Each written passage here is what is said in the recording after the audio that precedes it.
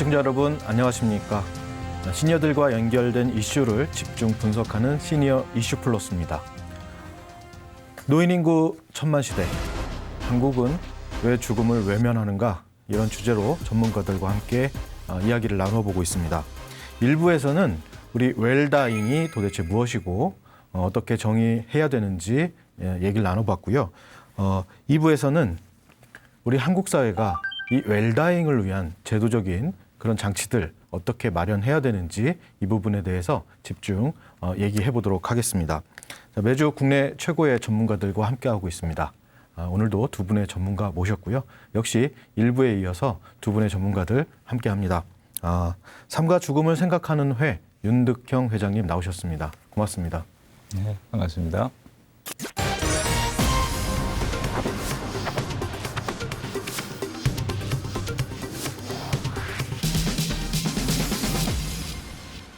한국 사나톨로지 협회 임병식 이사장님 고맙습니다. 네, 반갑습니다.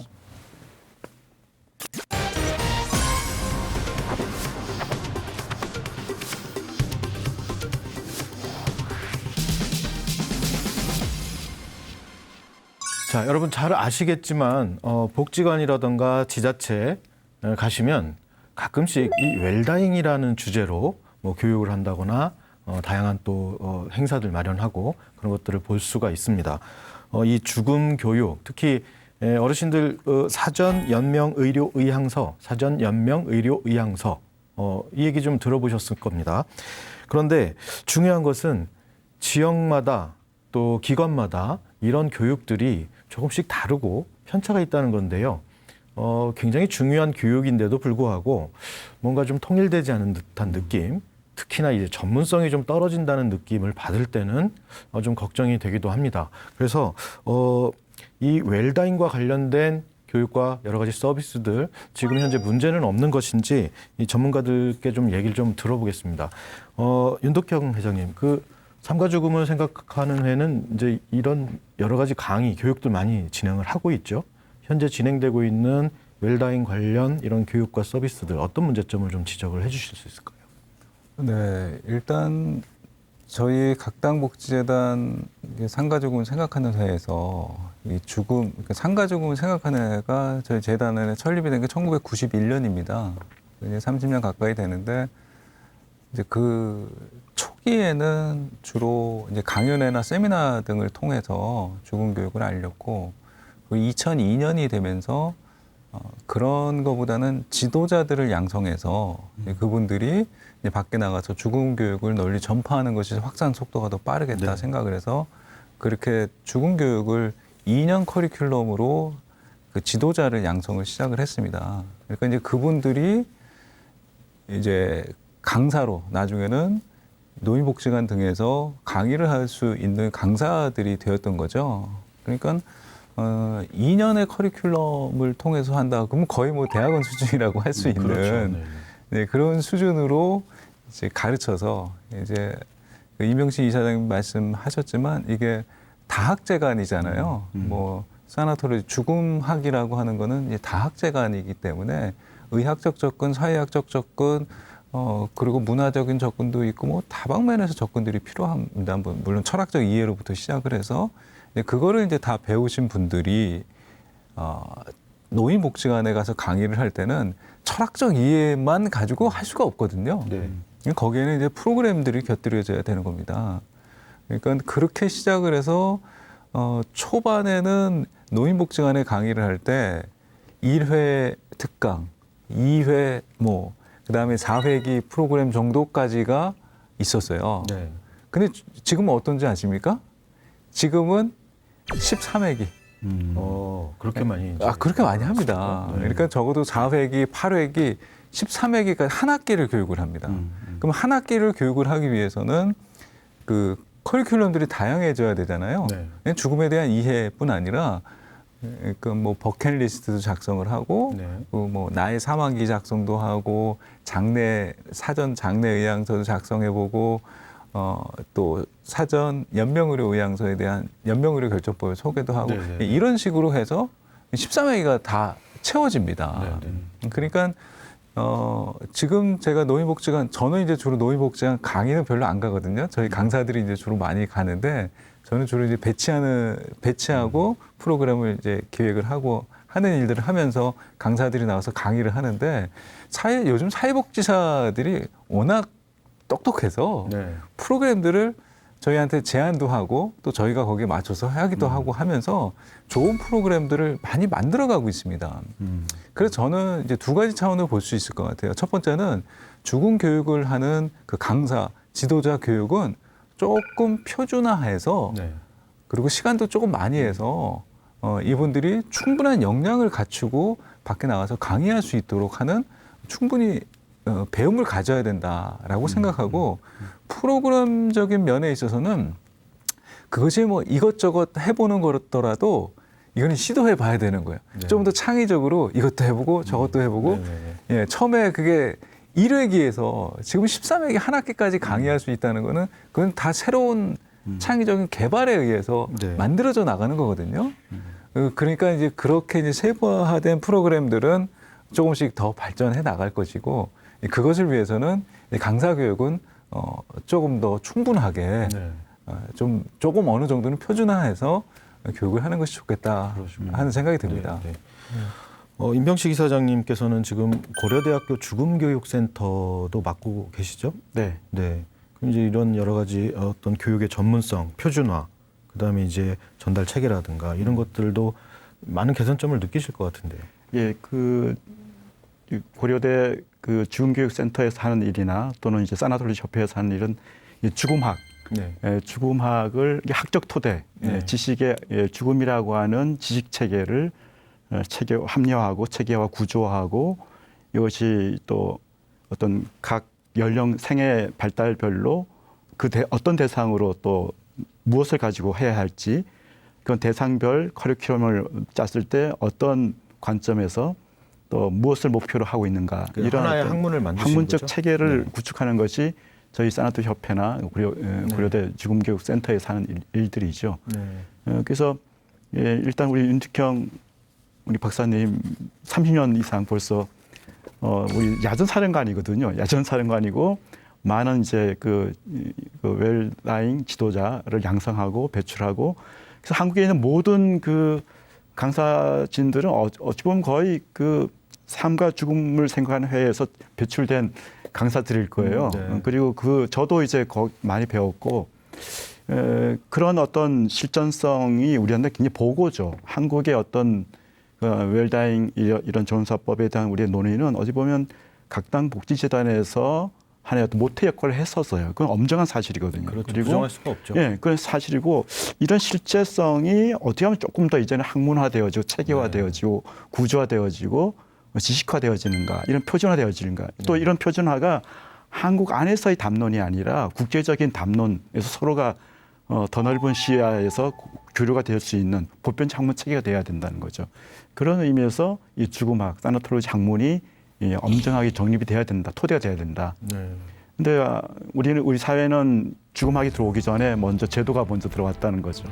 호스피스 제도가 들어오고 네. 존엄사법이 그냥 구축이 되어지고 그러다 보니까 오늘 우리 웰다잉, 웰빙 이런 작은 용어마저도 방향성과 구심성이 어디서 토대를 두지 못하고 어디로 가야 되는지 모르고 어느 경계가 분명히 있어야 돼요. 어디까지 범주와 정의가 분명해야 됨에도 불구하고 그것이 이렇게 희석이 되어지는 그런 방향성을 상실한 이런 경향이 좀 있죠. 그런 의미에서 보면은 지금까지 우리 윤 박사님이 해오신 그런 작업 그리고 거기다가 지식적인 체계화할 수 있는 학적 토대를 둔 죽음학 학적 토대를 둔 보편적 표준화의 어떤 그 교육 이런 죽음 교육이 이제는 공교육화해서 이루어져야 된다. 네. 그래서 초, 중, 고등학교, 대학교까지 죽음 교육에 대한 교육 체계가 이제는 되어야만이 거기서 학과가 나오고 거기서 이제 전문가가 나와서 우리 사회에 뭔가 이제 표준화된 그런 지식 체계를 이제 전수될 수 있는 회자될 수 있는 그런 것이 바람직한 부분이 아닌가 생각됩니다. 그러니까 죽음과 관련된 교육을 제도 교육으로 편입시켜야 된다 그렇죠. 이런 말씀이신가요? 예. 네. 윤특형 회장님, 제가 지금 갑자기 생각이 났습니다. 우리 시청자분들께서 혹시 메시지라도 주실 수 있으면 이런 질문이 왔을 것 같아요. 네. 삶과 죽음을 생각하는 회에서 이 지도자 과정 누구나 다 할 수 있는 겁니까? 지금은 누구나 다 할 수 있습니다. 그렇군요. 그 전에는 조금 제한을 좀 두기도 했거든요. 네. 그러니까 그것이 뭐 일부러 제한을 뒀던 건 아니고요. 그러니까 주로 이제 참석할 수 있는 분들이 은퇴한 분들, 뭐 은퇴한 이후에 네. 좀 전문직에 있는 분들이라든가 네. 그게 왜냐하면 지도자 양성이었었기 때문에 네. 지도자를 할 수 있는 어느 정도의 소양을 갖춘 분을 대상으로 했었어요. 네. 근데 이제 지금은 이제 두 가지를 다 생각하고 있습니다. 하나는 죽음에 대해서 배우고 싶은 분들. 저희가 한 학기 커리큘럼을 하면은 아까 말씀드린 다양한 접근에서 저희는 20가지 죽음 교육의 목표를 가지고 교육을 하거든요. 그러니까 그걸 이제 다 배우는 거죠. 죽음에 대해서 배우고 싶다, 이해하고 싶다, 그러니까 알고 싶다 하는 분들 오시는 거예요. 네. 그리고 또 한 가지 차원은 그걸 배워서 정말 지도자를 양성해서 그분들이 강사로서 성장해 나가서 강의할 수 있도록 그건 이제 별도의 과정을 또 두고 있습니다. 그러시군요. 네. 사나톨로지 나도 좀 해보고 싶어, 공부하고 싶어 어떻게 해야 됩니까? 저희 협회에서는 우리 윤 박사님께서도 이렇게 2년 과정 코스를 만들듯이 저희 협회에서도 국제 죽음 교육 전문가라고 하는 교육 과정이 있군요. 예, 교육 과정이 있습니다. 네. 이거는 이제 국제적으로 표준화된 네. 자격증이고 네. 호혜적으로 서로가 소통이 되어지는 네. 한국에서든 뭐 국제적으로 다 어디에서나 다 이제 실천자죠. 실천할 수 있는 그런 자격증 교육도 하고 있고 그 자격증도 누구나 다 도전할 수 있습니까? 그건 이제 대학원 이상 주로 이상의 나와야 되고 학력 소지가 있어야 또 이미 일단 실전 경험이 3년 이상 또 돼야 되고 좀 까다롭군요. 그쪽 분야에 대해서 네네. 그래서 그 엄정한 어떤 이 체계 속에서 이게 일단 공부하는 것도 그러니까 죽음을 우리가 담론을 이야기한다는 것 자체는 이미 벌써 그 전문적인 소양이나 지식 또 인격이나 이런 것들이 이미 갖춰져야 되지 않나. 그렇겠죠. 거기에 네. 더 깊은 숙련된 네, 어떤 네. 기술들이나 어떤 알겠습니다. 그 전문 지식이 필요하다는 생각이 네. 듭니다. 제가 좀 또 개인적인 경험을 또 말씀을 드려야 되겠습니다. 제가 그 시니어 전문 신문에서 기자로 처음에 활동을 할 때 그때 그 죽음 체험이라는 게 있었습니다. 관 속에 직접 들어가는 겁니다. 예. 그러면 이제 거기 직원들께서 음. 뚜껑을 덮고 이제 못을 박는 그런 소리를 내고 그 뒤에 이제 모래 뿌리는 소리까지 다 듣게 됩니다. 네. 그리고 10분 동안 이제 관 속에 있다가 나오는 건데요. 그 전에 이제 유서까지도 썼습니다. 정말 눈물을 펑펑 흘렸던 적이 있습니다. 지나온 정말 짧지만 지나온 삶에 대해서 내가 정말 이렇게 잘못 살았구나라는 굉장히 큰 후회와 또 앞으로의 또 계획을 세울 수 있었던 계기가 있었는데요. 어쨌든 이런 죽음 교육을 통해서 저의 경험처럼 그런 것들을 느낄 수 있다면 그것도 굉장히 또 의미가 있겠다라는 생각이 들어요. 자, 그런데 이제 우리 또 본격적으로 웰다잉을 얘기할 때 일부에서도 말씀드렸지만 이 웰다잉의 어떤 대상을 흔히 시니어를 설정하는 경우가 많습니다. 그런데 누군가가 죽는다면 분명히 그 옆에서 그 죽음을 목격하는 분들이 있죠. 가족들이 있을 수 있고 친구들이 있을 수 있고요. 지인들도 있을 수 있고. 자, 그런데 우리 사회가 이 살아남은 자들에 대한 이 죽음 교육은 좀 소홀하게 생각하지 않는가 이런 생각도 해요. 어떻습니까? 현장에서는 이런 문제 제기도 좀 나오고 있는가요? 죽음 교육은 지금 물론 살아있는 사람에게 할 수밖에 없겠죠. 그렇죠. 근데 이제 거기서 이제 중요한 주제가 갈리는 것 같아요. 그러니까 예를 들어서 저희 삼가족을 생각하는 회가 태동한 것이 1991년도에 김옥나 박사님이 설립을 하시는데 네. 그 설립할 때 모이셨던 분들과 같이 얘기를 나누면서 상가 죽음을 생각하는 회의 목적을 크게 두 가지로 보거든요. 첫 번째가 죽음 교육이다. 네. 그러니까 그 죽음 교육이라는 아까 일부에서도 말씀드린 것처럼 우리 죽음을 생각하면서 현재 우리에게 주어진 또 남아있는 삶을 어떻게 살 것인가에 대한 문제를 생각하는 거고 두 번째가 슬픔 치유다 이렇게 명시를 하고 있어요. 그러니까 슬픔 치유라는 거는 이 누군가 죽었을 때 사별 이후에 겪게 되는 그 슬픔, 그리프를 얘기를 하는 거거든요. 그러니까 단순히 그냥 슬프다는 게 아니고 뭐 다양한 감정을 포함한 그 슬픔을 얘기하는 거예요. 근데 그런 것을 어떻게 치유할 수 있는가 두 가지를 본 거죠. 왜냐하면 우리는 인간이 누구나 죽는다라고 하는 사실이 가르쳐주는 거는 인간은 누구나 반드시 자기가 사랑하는 사람을 잃을 수밖에 없다라는 그런 어떤 역설적인 진리도 가르쳐주고 있는 거거든요. 그래서 죽음 교육에서 죽음 교육의 대상이 되고 죽음 교육의 내용이 되는 것들, 물론 살아있는 분들에게도 필요하고, 그리고 사별 이후에 겪게 될 그 슬픔에 대해서 물론 이제 미리 배울 수도 있고, 그리고 그 사별 슬픔 과정에 있는 분들을 돕는 그런 이제 상담도 이제 배워서 그분들을 위로하고 치유할 수 있는 데까지 나아가는 것, 이렇게 이제 크게 두 가지를 다 볼 수 있는 거죠. 실질적으로 그 유가족이라든가 이런 분들에 대한 그 교육 과정이 있나요? 유가족들을 위한 교육 과정이라기보다는요. 그러니까 지금 저희가 이제 애도 상담 전문가 과정을 해서 그분들이 이제 훈련을 받고 상담 전문 자격을 받으신 분들이, 예를 들어 저희가 재작년에 2년 동안 서울시 비영리 민간단체 지원 사업에서 찾아가는 사별애도 집단 상담이라는 프로그램을 저희가 예산을 받아서 2년 동안을 했어요. 근데 주로 이제 기관들은 노인복지관이나 요양원을 대상으로 해서 보통 한 15개 정도의 대상 기관들의 어르신들을 사별, 상실, 많은 사별을 겪었었을 거 아니에요. 그러니까 뭐 부모님 돌아가셨을 테고, 그리고 배우자, 형제, 자매, 심지어는 자식까지. 그렇죠. 예, 자녀까지 먼저 보내신 분들이 있죠. 이제 그러한 슬픔들은 사실은 표현되지 못한 슬픔들이거든요.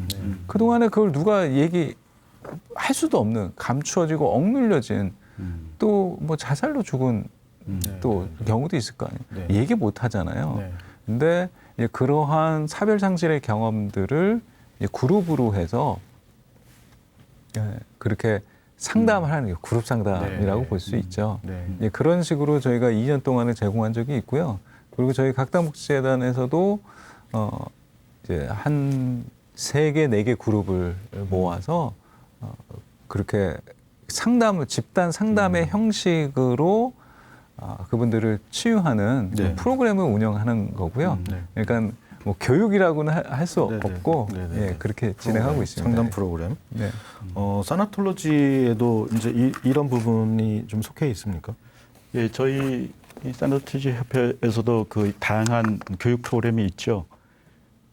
일단 우리 윤 박사님 말씀한 중에 제가 고무적인 게, 우리 웰다잉 교육한다는 말을 하지 않고 죽음 교육을 한다, 이런 말이 굉장히 저한테는 참 진짜 전문가시구나.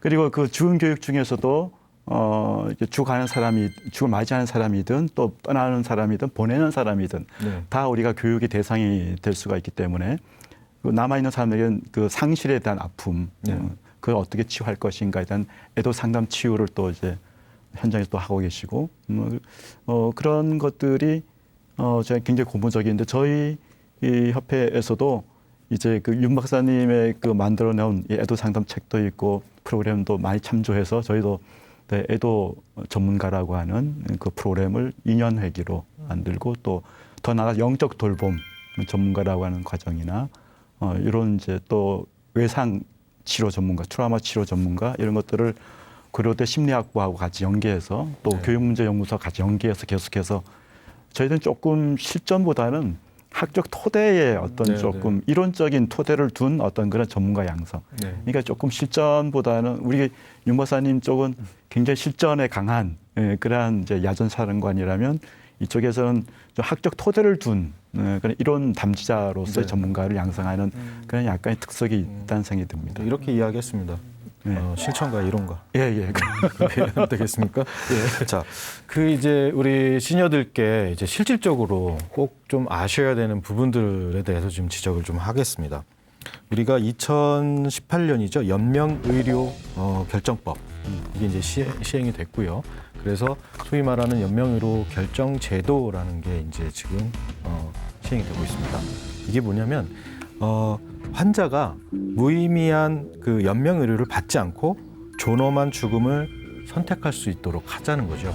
그런데 이게 이제 어르신들 입장에서는 그렇지, 그래야 될 수 있어야 돼, 반드시 필요합니다. 그런데 이 제도가 갖는 또 여러 가지 또 문제점이 있단 말입니다. 그래서 이제 이 시간에 이 제도의 긍정적인 부분들과 또 개선해야 되는 점, 또 이 부분을 좀 말씀을 나눌 건데요. 윤득형 회장님께서는 이 개선점 어떤 걸 먼저 좀 지적을 해주실 수 있을까요? 개선점부터 얘기하라고 하니까.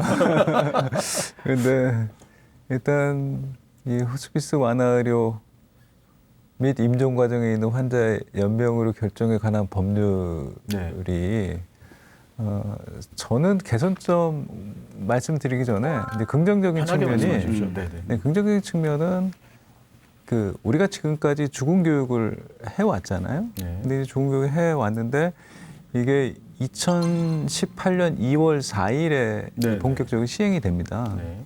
그러고 나서 사람들이 관심이 몰리면서 웰당에 관한 관심들이 사실은 급증했다고 볼 수 있어요. 그래서 저는 그런 의미에서 이 연명의료 결정법, 특별히 그 가운데서 사전연명 의료의향서 작성이라는 것이 사람들이 그 사전연명 의료의향서는 19세 이상 성인이 누구나 네. 작성하는 거거든요.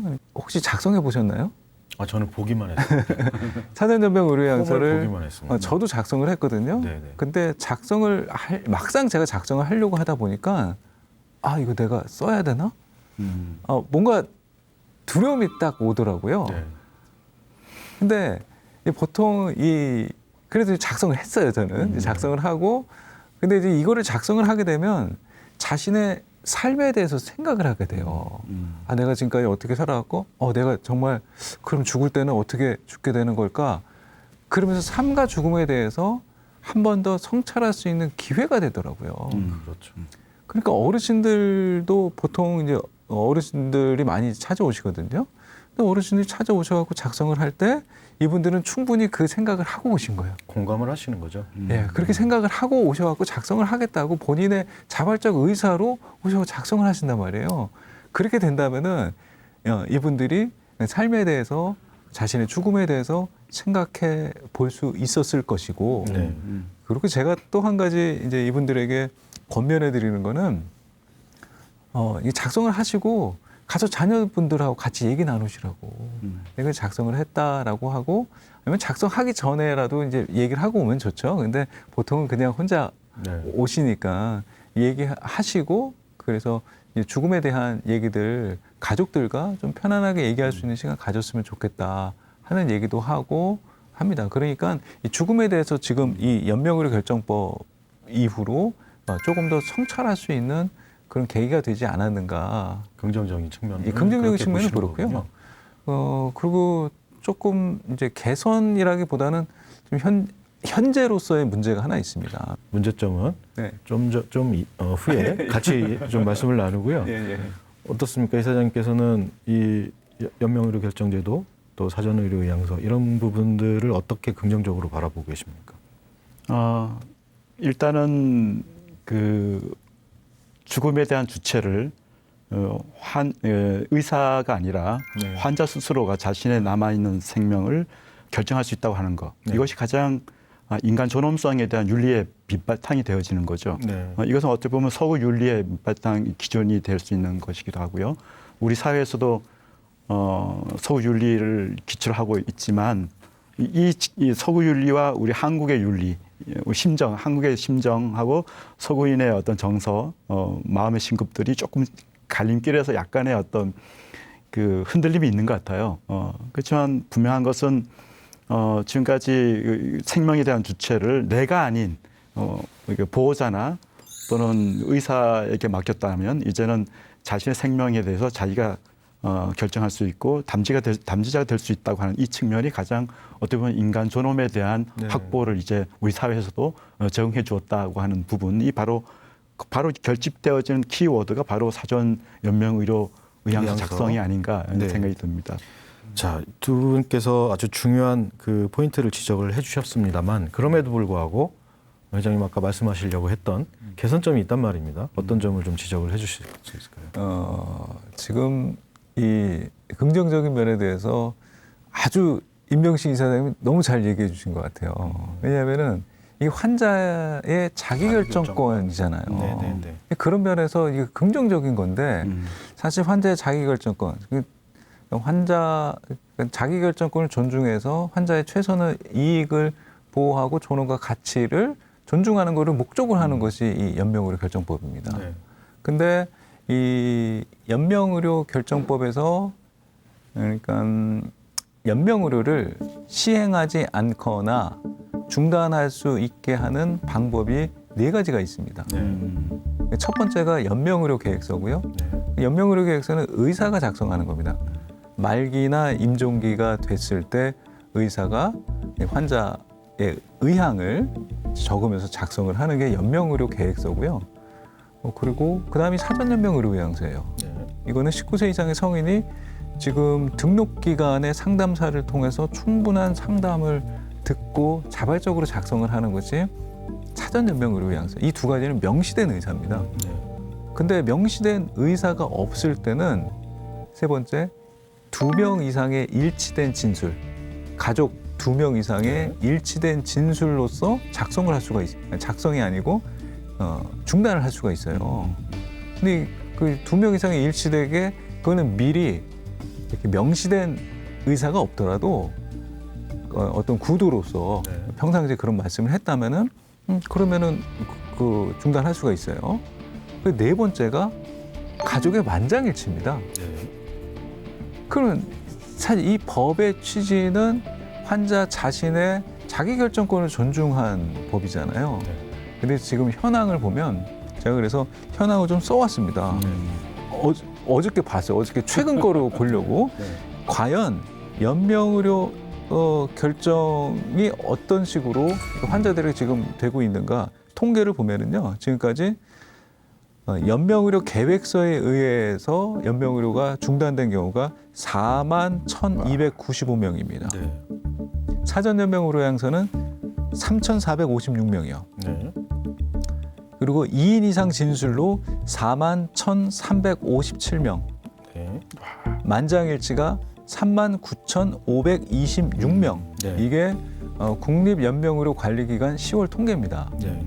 그러면은 지금 보면은 만장일치라는 건 환자의 의사랑 관계 없는 거잖아요. 그렇죠. 그럼 적어도 3분의 1은 네.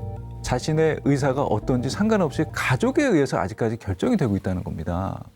그리고 사실 2인 이상의 진술이라고 해도 사실 형제나 그 배우자 같이 얘기해서 그냥 그렇게 했다고 하자라고 네. 얘기할 수도 있잖아요. 그냥 네. 2명만 얘기가 맞으면 되니까. 네. 그러면 이것 또한 환자의 정확한 자신의 의사 표현이 아닐 수도 있다는 거죠. 네. 그러면 적어도 그러니까 3분의 1 아니면은 3분의 2 혹은 절반은 네. 환자가 아직도 자신의 의향이 아닌 상태에서 그런 이제 연명으로 중단으로 죽음을 맞이할 수도 있겠구나 하는 그런 점이 좀 보인다는 거죠. 네. 그래서 정말 저는 중요하게 생각되는 게 이 연명의료 계획서나 사전 연명의료 평상시에 작성하는 것이 너무 중요해요. 오늘 이 방송을 보시는 분들도 저는 이걸 정말 강조하고 싶어요. 평상시에 자신의 의사를 표시해 놓은 명시의 의사를 표시해 놓는 네. 사전 연명 의료 의향서를 좀 반드시 작성을 하시는 것이 앞으로 어떻게 될지 모르는 그 순간에 대한 준비로서 또 현재의 삶을 돌아보고 남은 삶을 준비할 수 있는데 큰 도움이 된다. 그렇게 생각합니다. 그 윤덕형 회장님 말씀을 좀 종합하면 우리가 소생 가능성이 거의 없는 의학적 판단이 내려졌을 때 결국 내가 안 하면 타인이 가족이든 의사든 타인이 하기 때문에 내가 주체적으로 하는 게 좋겠다. 이렇게 또 생각할 수도 있겠군요. 그렇죠. 그것이 자신의 삶의 존엄, 자기가 지금까지 살아왔던 어떤 삶의 존엄성을 지키는 것이고 인간으로서의 자신의 가치를 끝까지 유지하는 하나의 방법이라고 볼 수 있는 거죠. 그 임병식 이사장님께서는 이 연명의료 결정제도 어떤 점을 좀 문제점으로 지적하실 수 있을까요? 아까 좀 전에 말씀드렸듯이 그 연명의료 결정에 대한 주체가 자기 자신에게 있다고 한다면 개인 의식이죠. 네. 자기 자신이 주체될 수 있다고 하는 이 개인의 존엄성을 과연 얼마만큼 우리 이 작성자가 그걸 깨닫고 있는가. 그러니까 이게 어떻게 보면은 한 개인에 대한 자기 결정에 대한 존엄성, 이건 소유유리하게 될 수도 있고, 이제 우리 사회도 소유유리하게 많이 이제 그 영향을 받고 있죠. 근데 여전히 우리가 이제 그 대상자를 노년층으로 본다면 저희들 부모 세대들이죠. 그 부모 세대들의 그러한 자기 개인 의식이 과연 개인의 윤리 의식이라고 될 수 있겠죠. 과연 그게 있는가? 물론 있죠. 그렇지만 그분들의 의식에는 여전히 암암리에 자식을 위해서 결정해야 된다. 내가 빨리 가야 애들 편안하겠지. 내가 빨리 이런 거 해야 의료 재정이나 이런 것들이 조금 이렇게 좀 이렇게 막을 수가 있겠지 하는, 오히려 자기 자신에 대한 어떤 위함이 아니라 가족이나 사는 사람들을 위해서 자기 자신이 이렇게 미끄러지는, 희생이 되어지는 이런 어떤 의식이 암암리에 있다. 그래서 그런 이제 연명의료 실천을 상담을 할 때는 그래서 이제 우리 윤 박사님 말씀하셨듯이 의식이 또랑또랑 있을 때, 그리고 자기 의식이 있을 때, 그리고 건강했을 때 미리 그런 거를 충분한 상담을 통해서 자기 의지가 분명히 반영이 되어지고 그렇게 미리 전에 이제 이런 상담이나 작성이 되어진다면 그런 부분들이 좀 이렇게 넘어갈 수 있지 않나 생각이 들고요. 그래서 이게 다가가서 거의 이제 임박해서 이런 연명의료 작성이나 또는 이제 사전 연명의료 계획서 작성 같은 경우는 많은 한계가 여전히 있다는 생각이 들어요.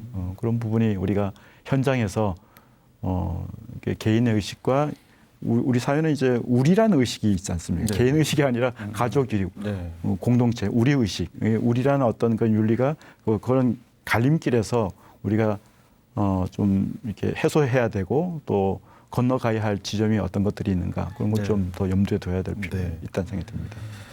자, 사전 연명 의료 의향서입니다. 이게 결국은 자기 결정권이라는 측면에서 나의 죽음을 내가 존엄하게 결정할 수 있는 권리를 문서로 작성을 한다는 얘기죠. 시청자 여러분, 오늘부터라도 좀 관심을 가지시고 좀 찾아보시기 바랍니다. 이게 제가 이렇게 말씀을 드렸는데 한 가지 걸립니다. 수도권에서는 열심히 검색하면 집 옆에도 있고 어디에 가도 있고 배울 수도 있고 작성할 수도 있고 많습니다. 그런데 이제 농어촌 지역이 문제입니다. 그래서 이제 이런 문제에 있어서도 도농 간의 이런 편차가 존재하기 때문에 이 부분도 좀 지적을 좀 해야 될 것 같은데, 임병식 이사님은 어떻게 이런 문제라고 좀 생각하고 계십니까? 충분히 정부에서도 이런 사전 연명 의료 작성하는 상담 기관이죠. 상담 기관이 많이 전국에 이제 구축이 되어지면 좋겠죠. 그런데 아직까지는 엄격한 기준에 의해서 이게 개설이 되는 걸로 알고 있습니다. 그래서 근데 이제 그런 것보다는 오히려 저는 이런 어떤 장치라든 시스템도 중요하지만 누가 상담을 할 것인가, 이 전문 상담 사전 연명 의료 작성을 상담할 수 있는 전문 양성 전문가들 인력이 더 필요하다는 생각이 듭니다. 그래서 어떻게 보면은 그 상담가와의 만남 그 자체가 어떻게 보면 죽음 교육이 되어질 수 있는 거고요. 또 삶에 대한 소중함이나 우선순위 무엇인지를 상담을 통해 우리가 다시 회고할 수가 있고 되돌아볼 수 있는 지점이기 되기 때문에 어떻게 보면은 사전 연명 의료 의향서 작성이라고 하는 이 키워드를 가지고서 전문가들이 실전에서 이런 내담자들과 만났을 때 그것 자체가 죽음 교육이 되어지고 웰다잉 교육이 되어지고 또 그것이 또 자신의 어떤 개인 윤리 의식을 밑바탕으로 한 자기 개인 존엄성을 밑바탕으로 해서 작성이 될 수 있다고 한다면 그것이 더 시급하다는 생각이 듭니다. 그래서 작성이야 뭐 일단 보건소라든지 또는 여러 복지기관도 있고, 지금 제가 알기로는 개설기관에는 상담사 분명히 있어야 되는 거고 또 상담할 수 있는 어떤 공간이나 어떤 법적 지위가 있어야 되는 거고 이런 구조 정도인데 그렇다 보면 복지기관이나 요양원이나 또는 뭐 여러 이제 병원, 보건소 다 할 수가 있어요. 그렇지만 그런 어떤 그 구조는 돼 있지만 누가 할 것인가가 하는 가장 최첨단에서 내담자를 만났을 때 누가 만나는가 그런 전문가의 어떤 양성이 저는 더 시급하다는 생각이 듭니다. 어떤 물리적인 그런 하드웨어가 아니라 공간이 아니라 거기서 실질적으로 상담을 할 수 있는 전문 인력 양성이 더 시급하다 이런 지적이신 거고요. 실제로 윤두평 회장님께서는 이런 그 여러 가지 교육 과정에서 느끼시는 문제점들, 특히 도농 간의 격차 같은 것들 많이 느끼실 수 있을 것 같아요. 제가 이제 국립연명의료관리기관에서 뭐 교육도 하고 뭐 초창기부터 좀 뭐 관여를 좀 했던 부분들이 좀 있어요. 이제 그러면서 지금 보면은 왜 등록기관으로 그 뭐 보건소들도 지금 이제 연명의료관리기관에서는 보건소들 좀 하라고 좀 권면을 하고 있거든요. 왜냐하면 지금 전국 네트워크로 있는 단체 중에 하나가 건강보험공단의 한 200개 지사가 지금 등록기관으로 다 돼 있습니다. 그러니까 저희도 누가 문의하면 가까운 건강보험공단 가셔서 작성하세요. 거기가 다 등록기관입니다. 이렇게 얘기를 합니다. 그러니까 전국에 다 있죠.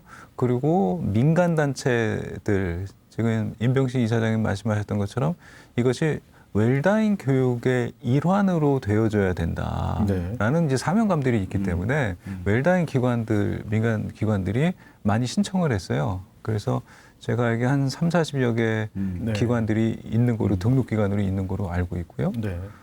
그런데 이게 더 확대가 안 되는 거. 정말 여기서 저기서도 할 수 있는데 왜 못 하느냐 보면은요. 그게 뭐 시설 기준이나 인력 기준이 아니에요. 정부 지원이 없어서 못 하는 거예요. 이걸 막상 하려고 하는데 저희는 이제 자원봉사자들이 저희 재단에 많이 있습니다. 그래서 웰다잉 강사들이 자원봉사로 거의 자원봉사 수준으로 그렇게 이제 활동을 하고 계신데 다른데 지방에 가보면요. 제가 이제 지방에 단체들을 강의를 하러 가보면은 등록기관으로 있는 단체인데 활동이 미미해요. 왜 그러시냐 그러면 뭐 돈이 없어서 활동 못 하겠다는 거예요. 재정 지원을 전혀 안 하는 겁니다. 그리고 이거는 비용을 받고 하는 서비스가 아니기 때문에 그렇죠. 지원이 비용을 필요한 거죠. 예, 비용을 받고 하는 서비스가 아니기 때문에 적어도 이제 상담하는 분들의 어느 정도는 이게 좀 보장이 좀 되어져야 되는, 특히 이제 지방일수록 더 그렇습니다. 그렇죠. 그래서 지방 애들 특히 뭐 예를 들어 뭐 강릉, 동해 이런 지역에 가보면은 등록 기관이 그냥 하나 있습니다. 예를 들어 동해, 강릉 이런 데가 인구가 뭐 10만, 20만 이런 될 거 아니에요. 근데 이제 거기에 등록 기관이 하나 혹은 두 개가 있습니다. 뭐 보건소 하나, 민간 기관 하나. 뭐 이런 식으로 돼 있기 때문에 아직까지는 이게 접근성들이 부족한 거예요. 지방으로 갈수록 웰다잉에 대한 것도 잘 모르죠. 그리고 연명으로 결정법도 잘 모르는데 등록 기간도 적어요. 그러면은 그분들이 더 이것을 접할 수 있는 기회가 적게 된 거죠. 그래서 사실 이제 문제는 어떤 정부의 그 어떤 지원이 사실 좀 더 필요하지 않는가 저는 그렇게 생각합니다. 그러시군요. 자, 오늘 뭐 이 굉장히 큰 주제로 짧은 시간에 다양한 말씀을 나눴습니다만 시청자분 여러분들께서도 많이 부족함을 느끼실 겁니다. 저희가 또 기회가 있으면 다른 시간을 좀 마련해 보도록 하고요. 마지막으로 좀 두 분께서 우리 시청자분들께 웰다잉, 나의 죽음에 대해서 특별히 당부하시고 싶은 말씀이 있으시다면 한마디씩 짧게 부탁드리겠습니다. 이사장님께서 먼저 하실까요? 그 웰다잉에 대한 그 대상은 아마 노년기에 해당이 된다고 생각이 됩니다.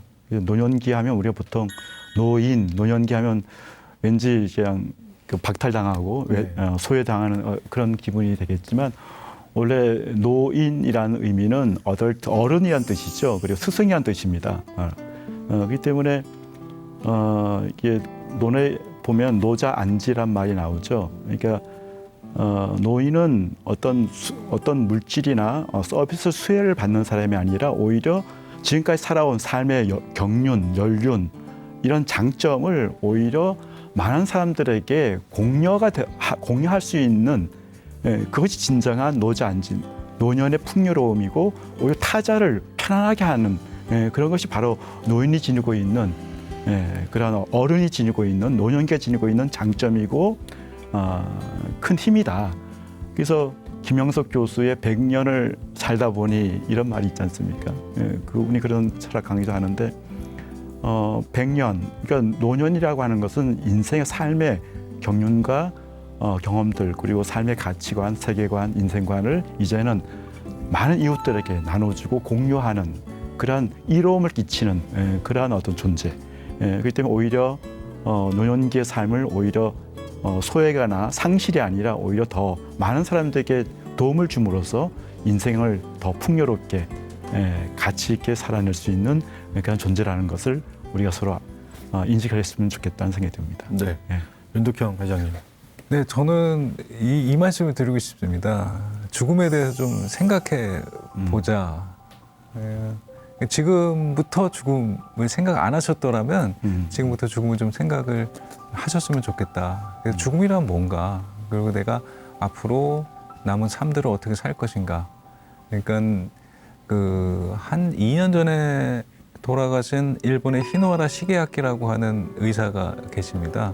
근데 그분이 이 책에 이런 얘기를 썼어요. 죽음이란 무엇인가? 그랬더니 죽음이란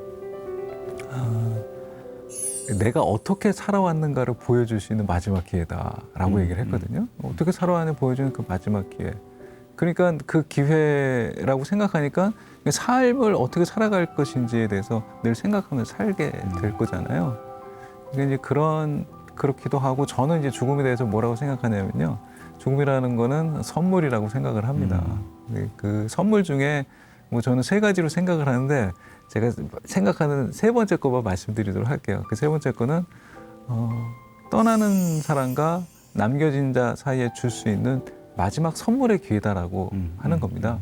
그래서 저는 그게 이제 개인적인 경험이 저희 아버지가 한 30년 전에 루게릭으로 돌아가시면서 제가 그러고 나서 제 삶을 살아가면서 깨달은 게 그렇거든요.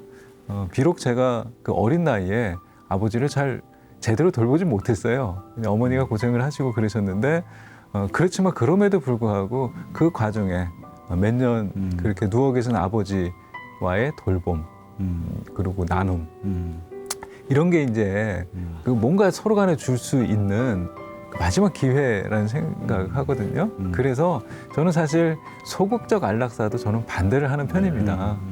그래서 마지막까지 함께 겪으면서 얻을 수 있는 서로 간에 줄 수 있는 선물의 기회를 빼앗는 거기 때문에 저는 그 안락사를 반대하거든요. 그러니까 우리에게 주어진 어떤 삶을 어떻게 살아갈 것인가, 그거는 죽음을 성찰할 때에 남은 삶도 더 아름답고 풍요롭게 살 수 있다. 그렇게 생각합니다. 네. 윤덕경 회장님 말씀하시면서 눈시울이 촉촉해지셨습니다. 자, 시청자 여러분, 만약에 72시간, 즉 3일 후에 나에게 죽음이 찾아온다면 여러분들은 어떻게 하시겠습니까? 시니어TV가 이 72시간 뒤에 죽음, 가상의 죽음을 설정해서 나의 장례식을 준비하는 다큐멘터리를 만들었죠. 나의 유쾌한 장례식. 이 다큐멘터리가 전하는 내용도 그렇습니다만 하루하루를 소중하게 생각하고 내가 사랑하는 사람들과 화해하고 소통하면서 진지하게 열심히 살아가는 것이 곧 웰다잉이 아닐까. 이 시간을 통해서 그런 점들을 깨닫게 됩니다. 자, 여러분, 지금까지 웰다잉을 주제로 굉장히 많은 얘기들을 나눴습니다만 시간이 너무 짧았습니다. 그럼에도 불구하고 우리가 이 삶과 죽음에 대해서 다시 한번 생각해보는 소중한 시간이 됐으면 좋겠습니다. 지금까지 두 분 수고해 주셨는데요. 삶과 죽음을 생각하는 회, 윤덕형 회장님 고맙습니다. 그리고 한국사나톨로지협회 임병식 이사장님 고맙습니다. 네, 감사합니다. 시청자 여러분, 다음 시간에도 뜨거운 이슈를 가지고 찾아뵙겠습니다. 고맙습니다.